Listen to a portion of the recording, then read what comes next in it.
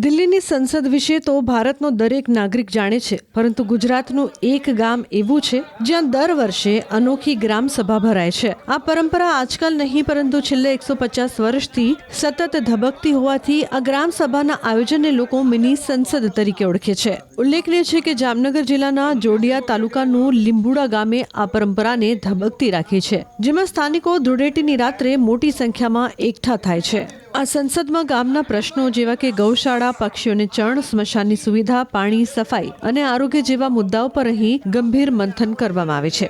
સાથે જ મહત્વના નિર્ણયો પણ આ મિની સંસદમાં લેવામાં આવે છે। નવાઈની બાબત એ છે કે આ સંસદમાં ગામના દરેક લોકો જ્ઞાતિ જાતિના ભેદભાવ ભૂલીને ધૂળેટીની રાતે એકઠા થાય છે અને પોતાના વિચારો રજૂ કરે છે। અમારા ગામની પરંપરા મુજબ ધૂળેટીના દિવસે દર વર્ષે અમારી ગ્રામ સભા મળે છે।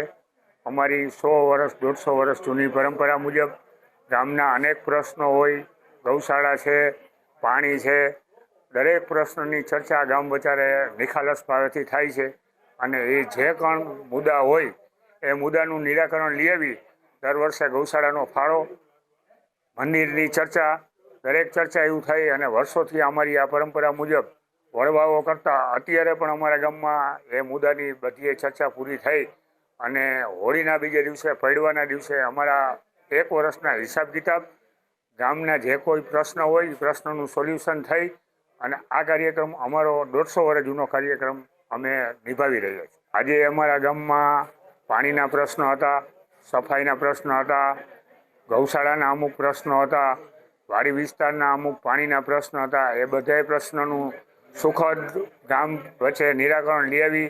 મંદિરના પૂજારીના કાંઈ પ્રશ્ન હતા, અમારી હારે નભતા દરેક સમાજોના ઝીણા મોટા પ્રશ્ન હતા, આખા ગામે મળી અને નિખાલસ ભાવે એની ચર્ચા કરી અને દરેક પ્રશ્નનું નિરાકરણ સુખદ લઈ આવેલું હોય અને આજની અમારી ગ્રામસભા આ તકે અમે આજે પૂરી કરેલ છે। આ ગામે છેલ્લા 150 વર્ષની પરંપરા કે દર વર્ષે ધૂળેટીના દિવસે સવારે ગ્રામસભા ગ્રામજનોની મળે, પરંતુ આ વર્ષે અનિવાર્ય કારણોને કારણે એક માજીનું અવસાન થતાં એની માન મર્યાદા જળવાય એટલા માટે એ મુલતવી રાખીને સાંજે 8:30 કલાકે ગ્રામસભા મળેલી।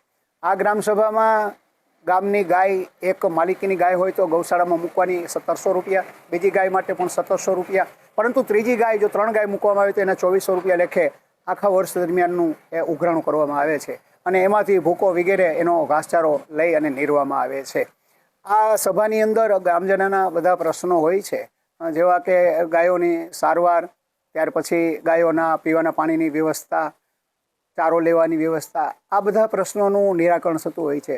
ચકલાચણ વિશેનો પણ ફાળો લેવામાં આવે છે, ફાળાનો ખર્ચ, આવક એ પણ કરવામાં આવે છે। ત્યાર પછી એક સ્મશાનની સમિતિ છે, એ સમિતિના હિસાબો ગામ સમસ્ત પૂરા પાડવામાં આવે છે અને સંભળાવવામાં આવે છે અને સંતોષકારક કામગીરી કરવામાં આવે છે।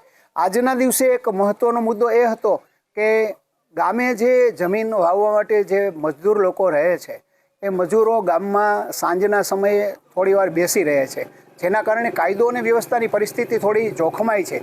એટલા માટે ગ્રામજનોએ નક્કી કરેલું કે શિયાળાના સમયમાં 7:30 સુધી અને ઉનાળો કે ચોમાસું હોય તો 8:30 વાગ્યા સુધી જ ગામમાં રહેવું। ત્યાર પછી મજૂર લોકોએ પોતાના જે જગ્યાએ ખેતીમાં મજૂરી કરતા હોય તે જગ્યાએ જતું રહેવાનું રહેશે। આ કાયદો અને વ્યવસ્થા માટેનું આ એક ઉત્તમ પગલું ગ્રામજનોનું એક સૂચન હતું, એટલે આ કાયદાના સ્વરૂપે એને ઘડી અને નિયમનું પાલન થાય એવી દરેક મજૂરને સૂચના આપવામાં આવશે।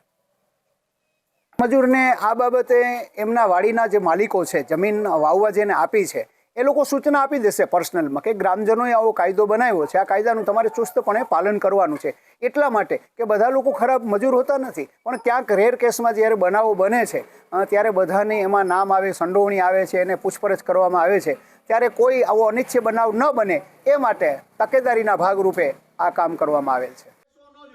લીંબુડા ગામની આ પહેલ સાબિત કરે છે કે જો ગ્રામજનોમાં એકતા અને શિસ્ત હોય તો સ્થાનિક સ્તરે જ જટિલ પ્રશ્નોનો ઉકેલ લાવી શકાય છે। 150 વર્ષથી અવિરત ચાલતી આ મિની સંસદ આજે અન્ય ગામડાઓ માટે પણ દીવાદાંડી સમાન બની છે।